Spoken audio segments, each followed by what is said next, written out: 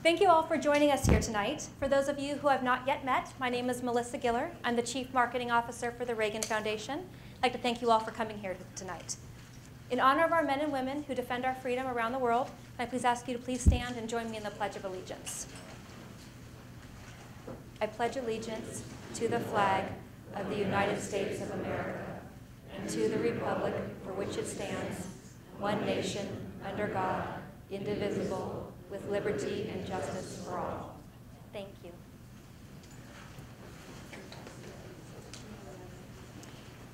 Before we get started, I would like to take a moment to recognize someone with us today in the audience, former California State Senator Dennis Hollingsworth.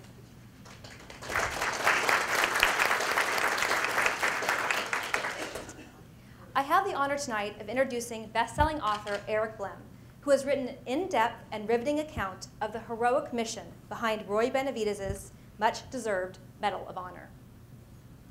Eric is an award-winning and New York Times best-selling author. In 1999, he became the first journalist to accompany an elite Army Ranger unit, setting an important milestone for American war journalism, 2 years before reporters began to gain widespread embedded status with the U.S. military in the war against terror. But what makes Eric and his books so extraordinary is that he has dedicated his life to telling the stories of those who serve. And after reading Legend, I can personally attest that his books also serve those whose lives he is telling. Special Forces Staff Sergeant Roy Benavidez's call to duty and heroic actions are nothing less than exceptional. Raised in a family who ingrained the meaning into him that if someone needs help, you help them, Roy did just that and so much more. I was going to say a few more things to describe the courageous and exemplary heroic efforts of Roy Benavidez, but I thought that President Reagan would do a much better job. Sergeant Benavidez's gallant choice to join voluntarily his comrades who were in critical straits, to expose himself constantly to withering enemy fire, and his refusal to be stopped despite numerous severe wounds saved the lives of at least 8 men. His fearless personal leadership, tenacious devotion to duty, and extremely valorous actions in the face of overwhelming odds were in keeping with the finest traditions of the military service and reflect the utmost credit on him and the United States Army. Sergeant Benavidez, a nation grateful to you and to all your comrades living and dead, awards you its highest symbol of gratitude. For service above and beyond the call of duty, the Congressional Medal of Honor.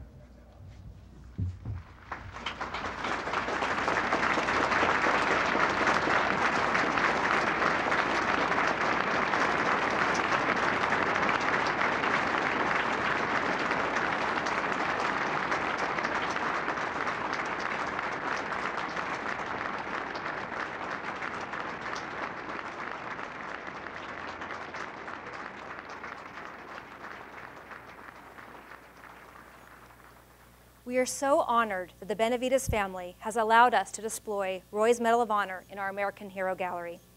To share his story and all of the stories of our country's Medal of Honor recipients within our museum walls is an honor we hold quite dear. And now, on to tonight's event. Ladies and gentlemen, Eric Blehm.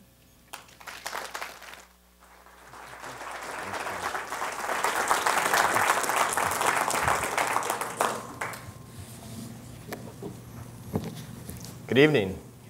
Thank you all for coming out on a weekday. I'm from San Diego, so I drove up earlier in the day so I could avoid some of that traffic. A little story behind this, what you just saw, but as he was embracing President Reagan, he actually stepped on his toe.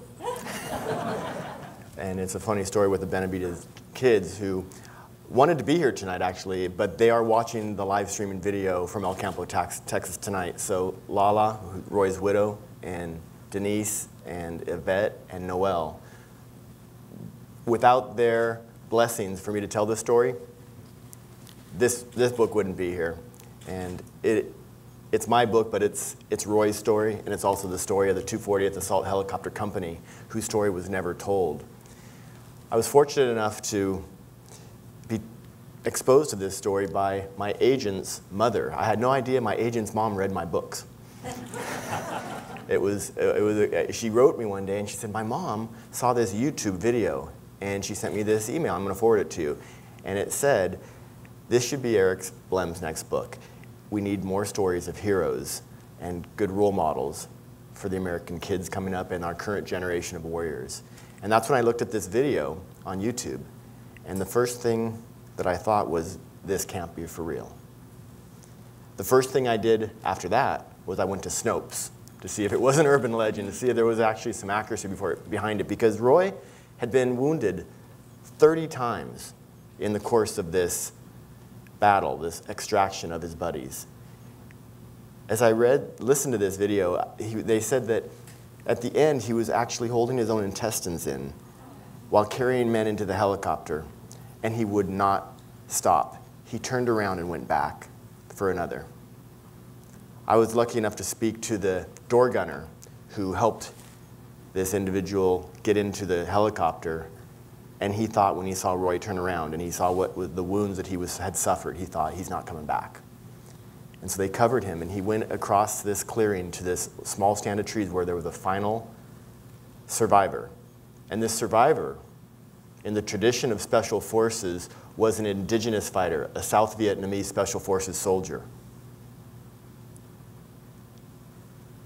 He carried him back. He put him in the helicopter. He climbed in among the dead and wounded, and then he collapsed. I'm going to step back for a minute and tell you a little bit why I tell these stories now. This is the 40th anniversary of the fall of Saigon this week. There's a lot of talk about Vietnam again, and I have to tell you, people keep saying, boy, your publishers nailed it by releasing this book on the same week of the 40-year anniversary. Complete and total coincidence. It really is, because what we wanted to do was release it on the anniversary of the May 2nd, 1968 mission. And I started the book a couple years ago, and so that's how far in advance we decided the release date, the week before that date.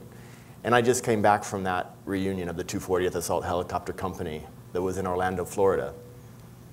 And I got to sit down with the survivors from that mission, the family members of Roy's teammates who did not come back. And it was one of the most emotional events that I've ever experienced. After 9/11, I asked myself, what is your part in all this? What can you do? I never served in the military. The closest I ever got to the military, I lived down in San Diego, and in high school, I used to keep my hair cropped real short in a flat top with a little bit of peroxide thrown in. That was probably the giveaway. But I would do that because I could drive past the guards at Camp Pendleton. They have an amazing wave at the Del Mar Jetties. And I would drive in with one hand on the steering wheel and my buddies with big gulps in their lap, and I'd salute probably very incorrectly. And they would go on. And that was the closest I got, but I always had a deep respect for the military. My mom had a cigar box that she used to keep mementos from World War II. She had the old, empty, faded seed packs from the victory gardens that her mom and dad had grown with her in her backyard. She had the bobby pins or the diaper pins that they would use to hang blankets over the windows for the blackouts in Los Angeles. She had the ration books that were halfway done, that were finished when the war came to an end. And she explained to me as a young boy that we couldn't just go into the grocery store and buy all the flour or sugar or staples that we wanted. And to me, that was just a tangible piece of history that, imagining my mom at the same age in the pictures, and then she pulled out the news clippings of Pearl Harbor, D-Day, victory in Europe, victory in the Pacific, all these articles that were faded and torn, but she had kept them to share with me. And as I walked through for a tour of the library and museum tonight, I was struck by that same feeling of history. When you have that tangible history, when you see a piece of history, you can hold it in your hand, you can reach out and touch it. It pulls you in. I got to touch the piece of steel from the Twin Towers tonight. I wrote a book called Fearless in honor of Adam Brown, a Navy SEAL who was killed in combat in Afghanistan. And I went to the Twin Towers with his family right on the release date. We were actually invited to be on Huckabee. And they placed the book on some of the monuments. And there's something about that just every time it just gets me right here. And the people who have given so much since then, I felt that I owe it to them. I owe it to people here and now, because history is happening around us. Right now it doesn't feel like it. Just like dropping in on that mortgage for your house, it seems like it's way too much. You're like, how can I, you don't think about it right now. But as time goes on, you want to learn about it. It becomes, it's manageable in your mind and in your brain and the memories. And again, when I was younger, and as I got up into high school and college, and I would read the Battle of Midway and the stories from Vietnam and Chicken Hawk and We Were Soldiers Once and Young, I was drawn into the stories, and that's what really pushed me towards writing them. The World War II veterans and the World War I veterans, a lot of them were dying off, and with them their stories. They never spoke about it. So after I wrote a couple of books about the current generation of warriors in Afghanistan and Iraq, and I heard about it through my agent's mom, thank you, that's when I wanted to dive in and tell the story from Vietnam, because I'd grown up when history books didn't even mention it. It was maybe a paragraph or a couple sentences glossed over. And it took me to Snopes and then talking to Noel Benavides, who said, Eric, my dad wrote a couple of memoirs, but there was something that he always regretted and he always wanted to do.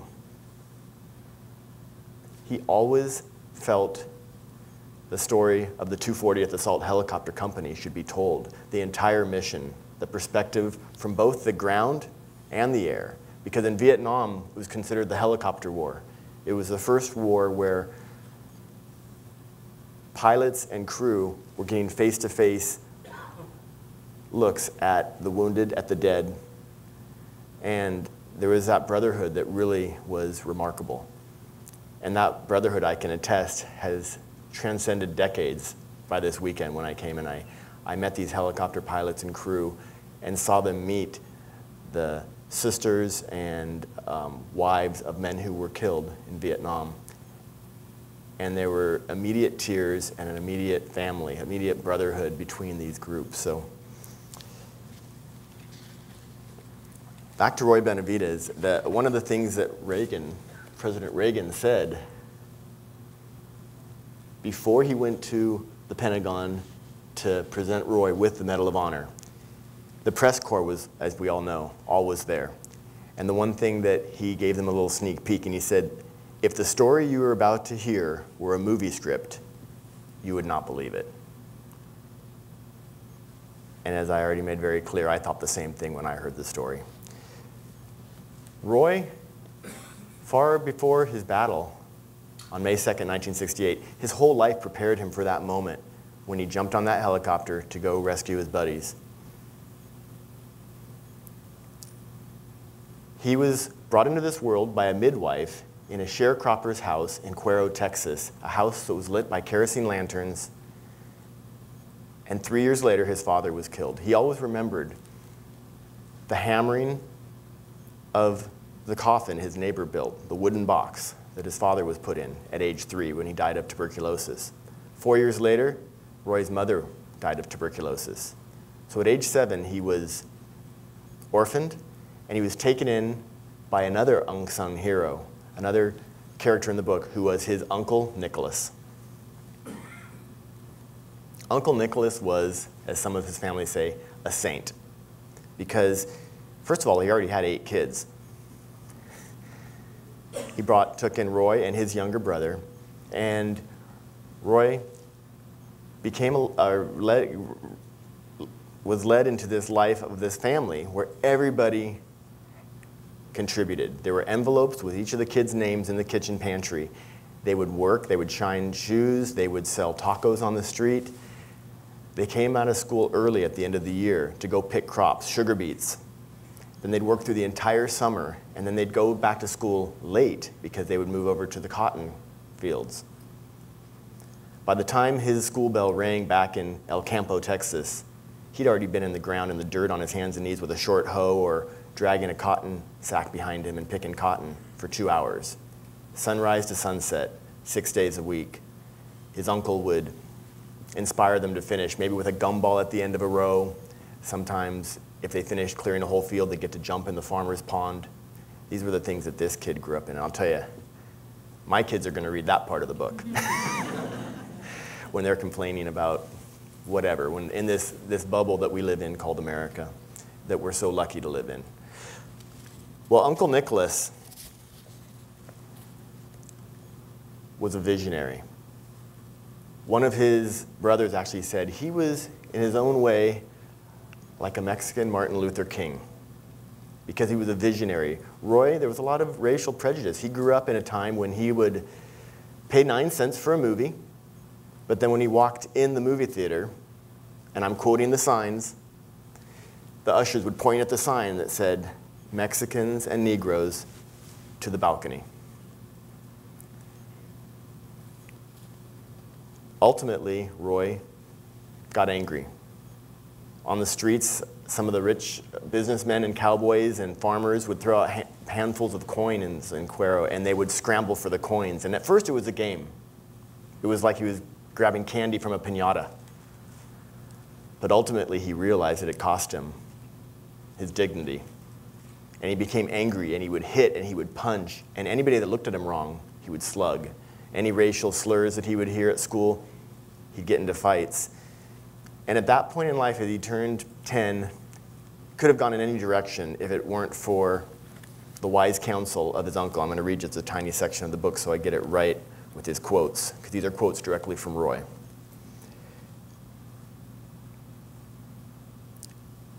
He wanted to honor his uncle, and he said, he wasn't a rabble-rouser, Roy later told a friend. He was a peacemaker. Nicholas did all he could to extinguish the flames of anger, bitterness, and resentment burning inside of him. He never condoned the racism, never said it was right that Roy was not allowed to dine in or use the front door of the restaurant where he washed dishes, or to sit at the counter and order a soda at the malt shop, or choose a good seat in the movie theater. But neither did Nicholas believe a fight would make the world change any quicker. He explained to Roy that there was honor in restraint, that a response to a racial slur did not have to be physical. He could take it in stride and, in quotes, fight to better his station in life, living within the law and getting an education. Nicholas also pointed out that racism was an individual choice. There were Anglos who dished out slurs, and there were others who respected the Hispanic community and treated them as equals, just the way the Benavides family considered the white cotton pickers they sometimes worked beside. Cada persona tiene su historia, Nicholas would say. Every person has a story. And Roy's story could have been very different. He was arrested at one point for burglary. He got in fights at one point, and his uncle Nicholas, who actually became the first Hispanic deputy in all of Wharton County, Texas, because he was a mediator. But when he was called out to a brawl at one point, he saw 2 boys trying to hide in the back of the group of teenagers that he was talking to, and it was Roy and his brother. All the other kids got shooed away, and he put his adopted sons in the slammer for the night. Fairness.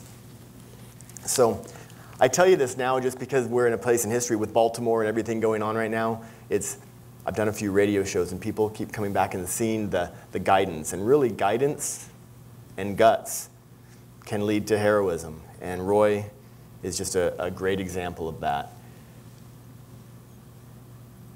This was Roy's second tour in Vietnam.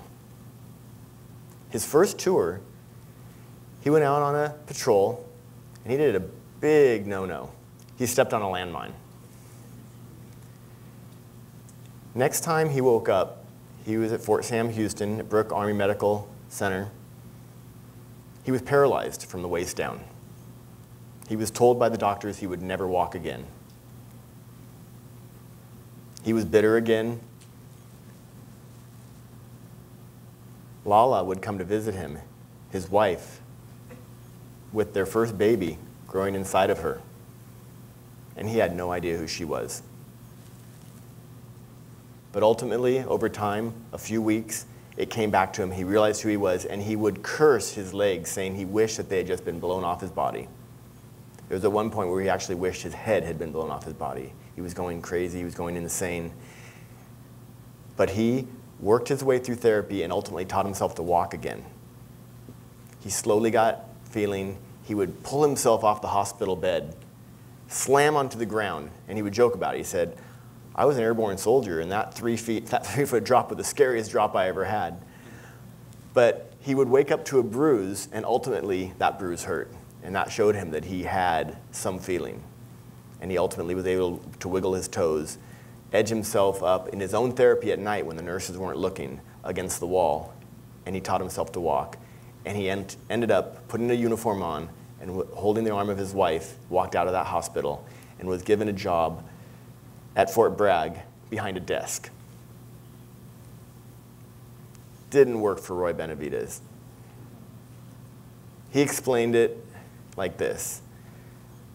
A VC ambush will get you, a landmine will get you, but this desk, it'll kill me. It'll kill me slowly. And that was the worst thing at all. He was 30 years old when he thought, you know what? What's all the hubbub about Green Berets? That song by Sadler, The Ballad of the Green Berets. He would hear it constantly, and it would haunt him. And he would see the men training in Bragg, and it was like watching. It was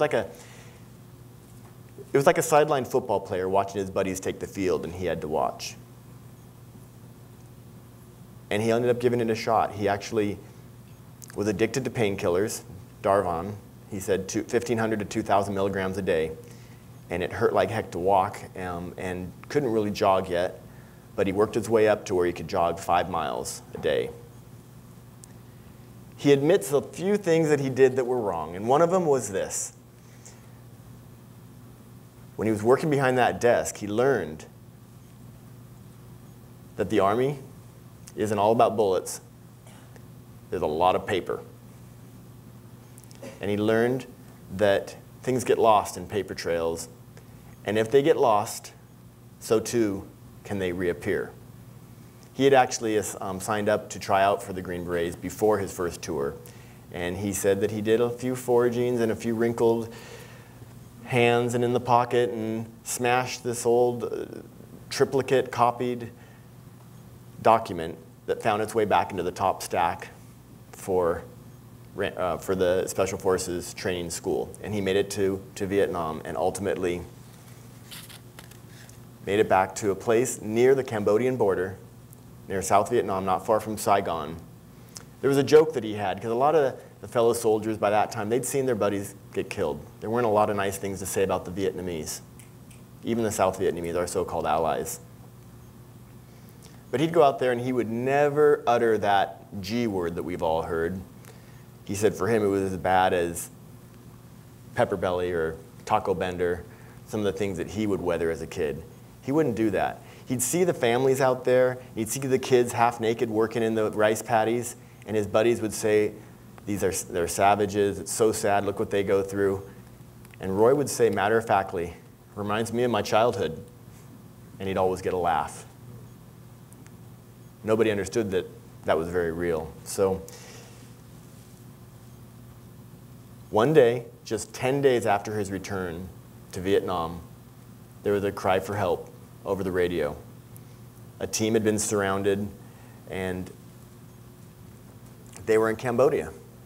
They were a place where we weren't supposed to be, and the North Vietnamese weren't supposed to be there, but everybody knew, those in the know knew that they were. It was kind of like today, if I bring it fast forward, if we were having a mission in Pakistan.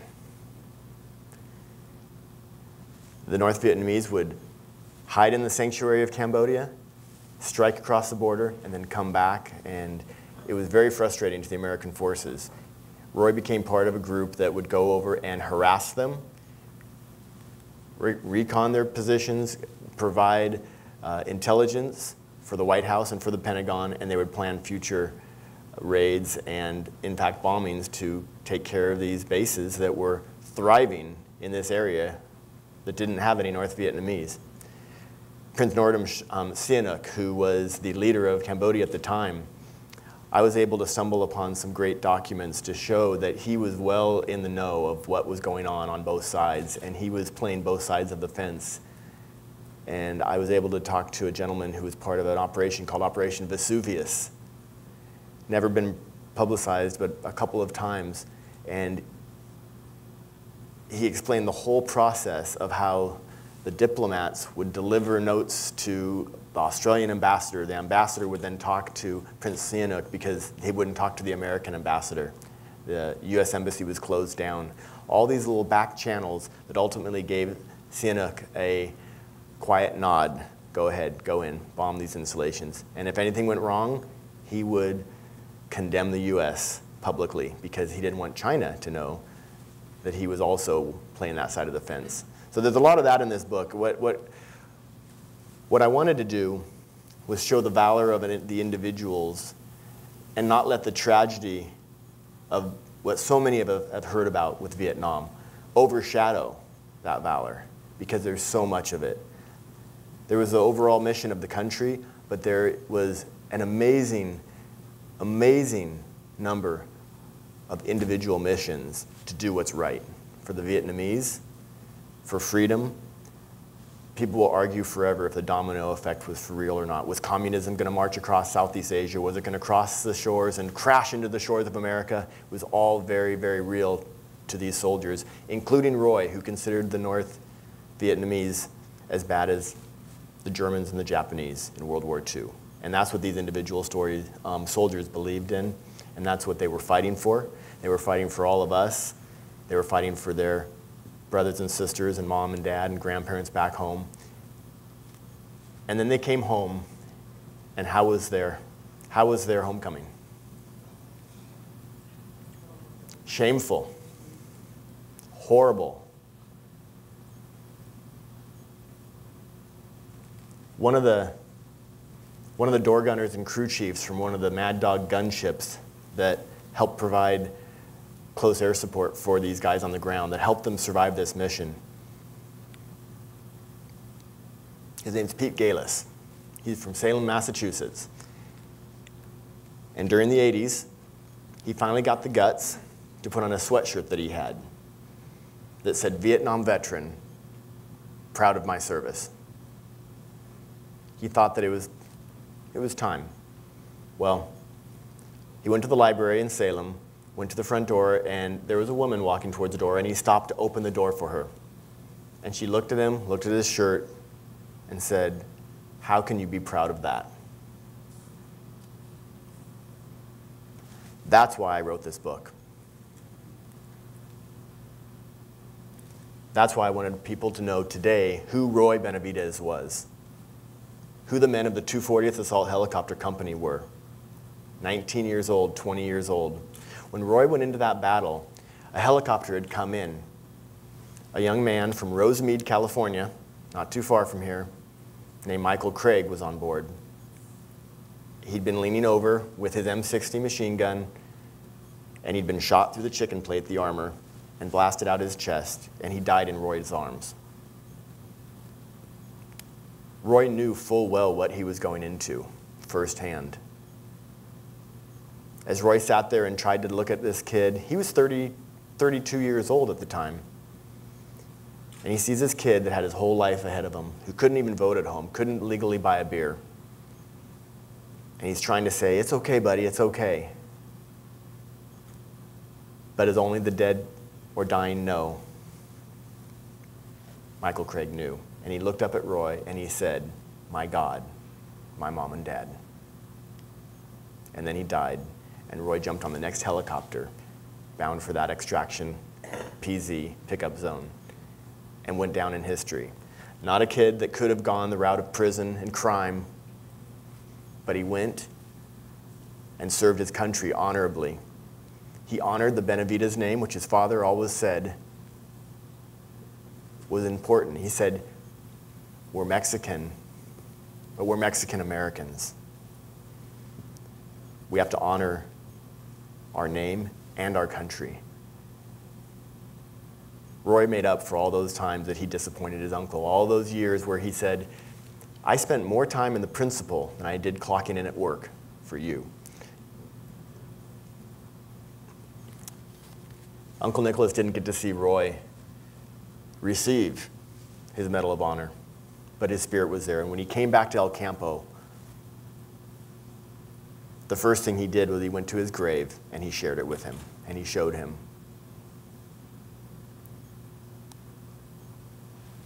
Pete Galis, the gentleman I talked about earlier, who had that remark from the woman in the library, told me toward the very end of my research, when I was looking for that final end to the story. I don't mind telling you the end. It's just the beginning. I don't want to spoil it.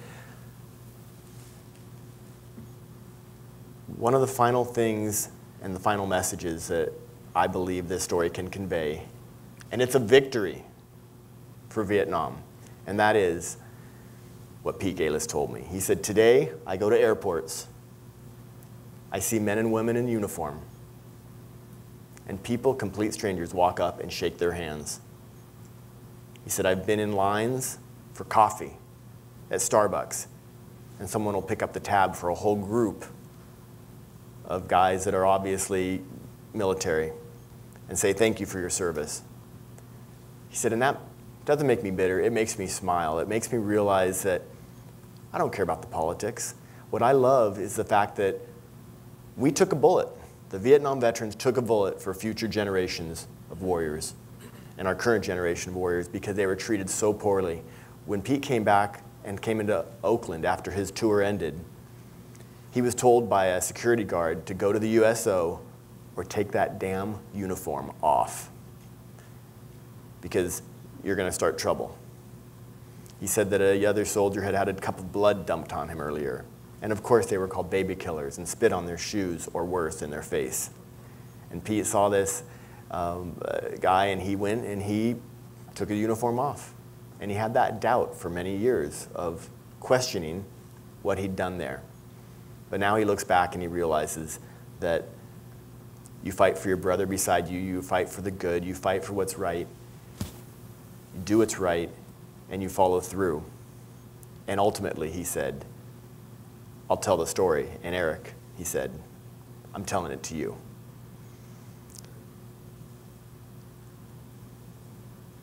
He said, sorry. He said that I lost a lot of friends there. He said, by the end of my tour, I was ready to go home. Not only ready because I was scared and I was tired, I was scared because I was having what he called a God complex. He'd sit behind his gun. He was very good at what he did. And he could lead runners with his machine gun and only shoot a small burst before he would watch the blood burst from their back or their head. And he could kill VC and NVA with extreme accuracy and consistency. One day, they were flying back to their base, and they had taken some fire. They came back around, and there was what appeared to be a farmer on a rice paddy dike. And he said they oftentimes would take a few shots and throw their AK-47 in the water. We didn't know if that smile that they were grinning back up or just going like this was that I'm innocent, I'm a farmer, or blank you can't shoot me.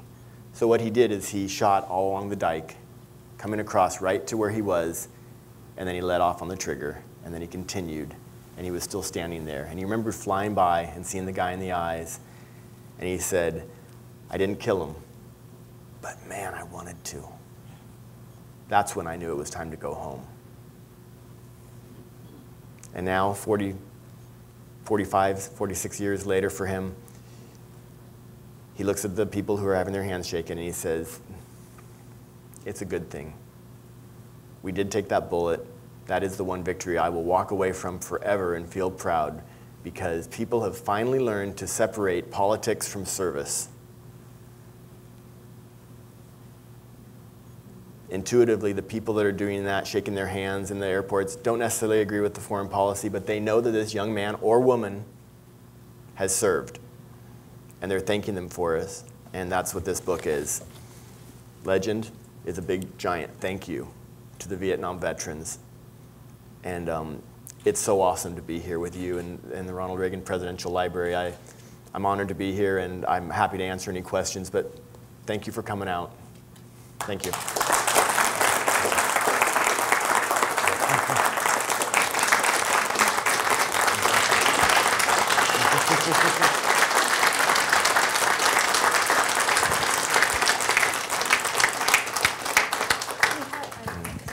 Thank you very much.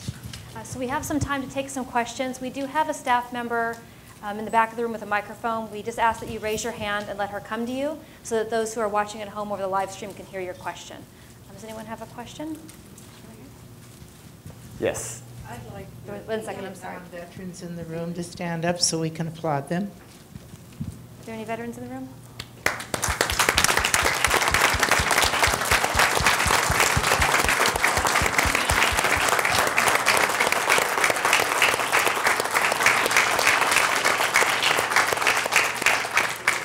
Thank you. That was a great first Thank you, ma'am, question. for doing what I was remiss in not doing myself. Thank you. Are there any other questions in the room? There's one over there.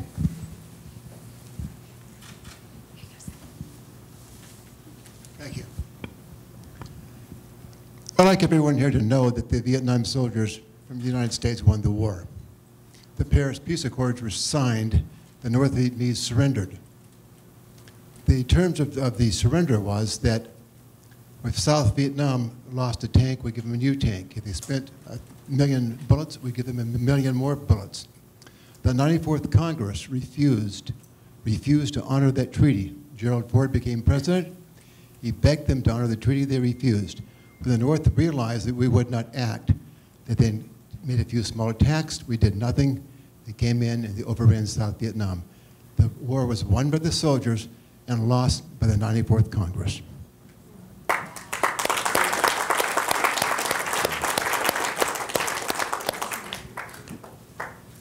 Just 1 second to get your microphone.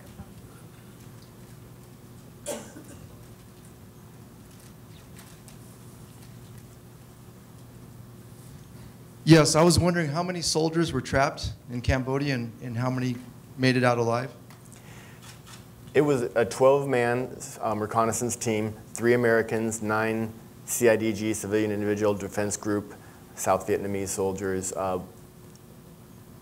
The guys I've interviewed do not know for sure what their ethnicity was, but they were Vietnamese and a couple of Chinese Nung descent as well. I don't want to give away the whole story, but I will say that helicopters were shot down, and they were then on the ground as well with 2 4-man crews in total. So 17 in one landing zone and 4 elsewhere. And of those, 8 were extracted. The rest perished. Roy he reminded me of one anecdote, but Roy at one point was so busy making sure no one was left behind, including trying to get the bodies of his dead buddies, that he pulled 3 enemy bodies on board as well. There was another question.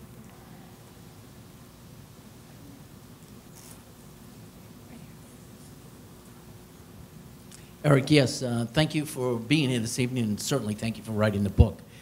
My question is, did you ever get a chance to speak at the elementary school that has Roy's name in it? It's either in El Campo or in Cuaro, one or the other. There's an elementary school in Houston, and there's one in Austin. There are 2. There's one in Dallas that is in the process of considering it. I was able to look at a lot of the letters and the crayon-colored pictures of boxfuls of the archives of the students who thanked Roy. But the people that were there, there was nobody that was there that remembered that could have spoken to me who would have added anything more than the magic of those letters from the kids. So I stuck to that, and that's, you know, Roy, he dedicated his life after receiving the Medal of Honor to talking to youth and shelters for runaways, urging people to stay in school. And I will say now that his children, all of them at home, have degrees. And the grandchildren are all either heading towards college or already there. So that is a legacy that Roy left his family. a wonderful legacy. Yes. Oh. Hold on 1 second. I'm sorry. She's right. In your opinion, how do the Vietnamese feel about communist rule today?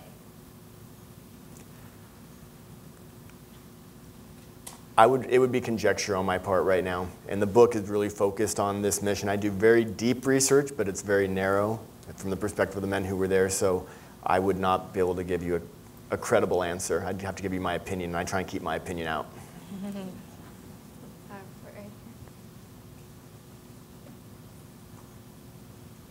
I just wanted to say, with the family watching, that we thank them very much for the Medal of Honor that we have on display of Benavides. It's wonderful, and we appreciate it. Thank you. Actually, right behind you, there's a gentleman with a question. I'd just like to thank you for recognizing 240th. I see that patch on your right chest right there. Greyhound 23 and Mad Dog 32. Thank you, sir, for your service.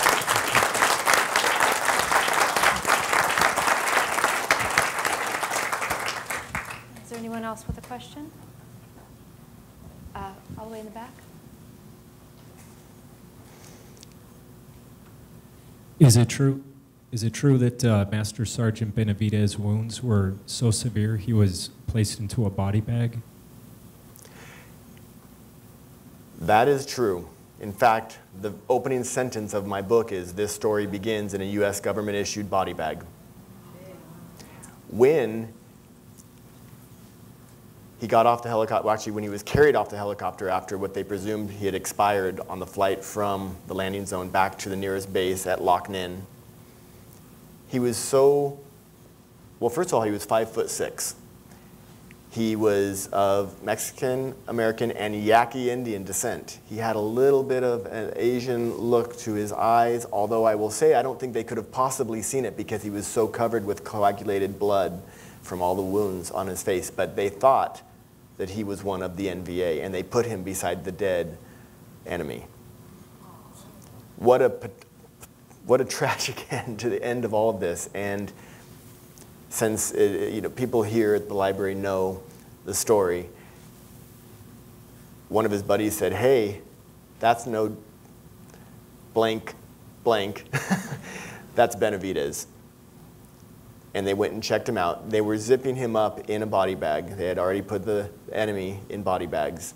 And as Roy described it himself, it was the luckiest shot he ever made in his life, but he spit in that medic's face because he could not speak and his jaw was locked up. He went through hand-to-hand combat, had a butt of a rifle, broke his jaw.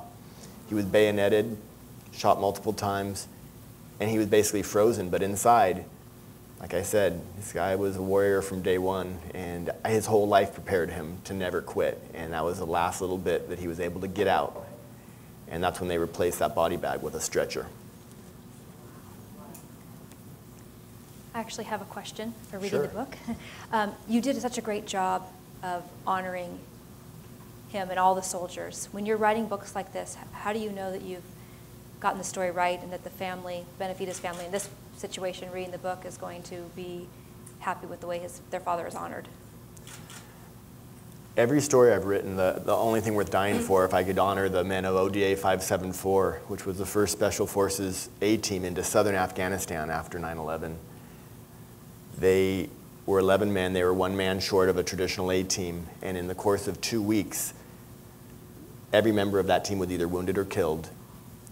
And the person that they were there as military advisors for was a little-known statesman named Hamid Karzai. And during that 2 weeks, like I said, everyone was either wounded or killed, and at that same period, Karzai rose from virtual obscurity to become a leader of the nation. That story is told. And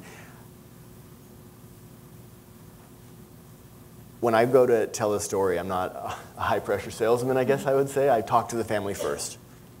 I talked to the families of the 2 men who didn't survive that mission. I spoke to the widow and family of Adam Brown and Fearless, and all of them wanted me to tell the story. And each one is built from that. And so I know that they want to, but when they read it, I got to tell you that those are the worst days of my life, because I've written about their sons and daughter sons, or husbands, fathers. Adam had 2 young children, and it's their legacy that I'm holding. It's a heavy weight, and what I always rely on is something that Lou Peditore told me about his son, Daniel H. Peditore, who was the 1st Special Forces killed in the War on Terror. And he said, Eric, just tell it to us like it happened. Don't candy coat it, don't dramatize it. Don't, Dan believed in accountability. Things go wrong in war. Tell it like it happened. That's how you can honor history. That's how you can honor Dan and the mission. And he gave me that license to tell it like it happened. And I've followed it ever since. He has guided me. Lou Peditore has guided me to just tell the truth. Everything in my books, I don't rely on, if there's anything quoted from another book or newspaper, you know it. I don't rely on hearsay, only first-person eyewitnesses, and only statements written by individuals during that period of time. And then you weigh it all out. And I got to tell you, when you're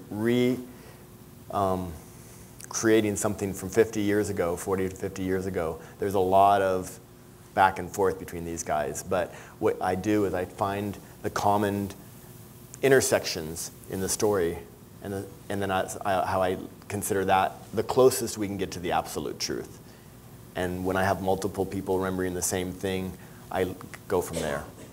And in this case, since Roy did have a couple of memoirs, I did rely on those for the most part as truth, but he worked with other authors, and so there were areas where if I couldn't confirm something, I wouldn't put it in. So at the end of the day, if I just look at that whole, what I call it, a literary mess of research, and people always say, how do you do it? How do you pull it all together? And at the end of it, each story, I always can say the same thing, I don't know.